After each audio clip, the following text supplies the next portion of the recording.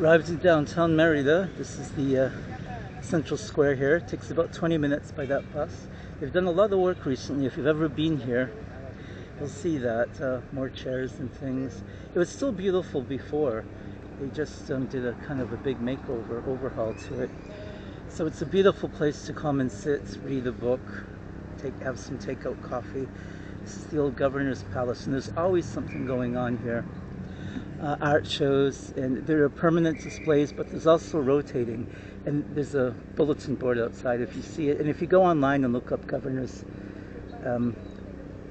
governor building here in Merida, there'll be a list of things, but everything isn't listed. I was actually having coffee a while ago, and I overheard two people talking, and they were talking about an art show going on that I hadn't heard of, and it was the person's name I had heard of, but I hadn't heard that there was an art show going on.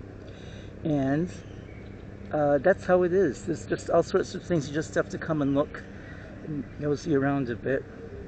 I'm going to take you over and show you two more things here. My first time to Merida, this sign wasn't here. That's been put up since. But as you can see, lots of nice places to relax and enjoy yourself. Lots of good coffee shops around here. This is the cathedral, and I'll walk you by that in a bit. The cathedral here was actually built out of stones from the Mayan temples and palaces. This was the Mayan center here of government. It's really little known, I think, and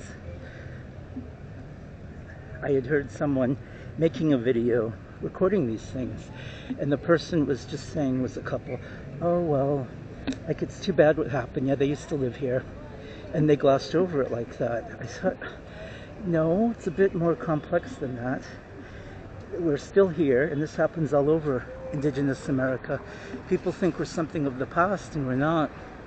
These horrible things happened to us in my lifetime, to me, to my family, to many other Indigenous families.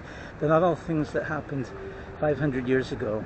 Mark Twain, Samuel Clemens did say, he wrote, those who don't read are worse than those who cannot. And that applies to things like this, the Indigenous Americas. If you live in the Americas, you do have an obligation to know about its history. I could not imagine living in any other country and purposefully not knowing or caring about its history. You see here, there are two conquistadores. This was the home of an old conquistador. Up until quite recently, the family lived here.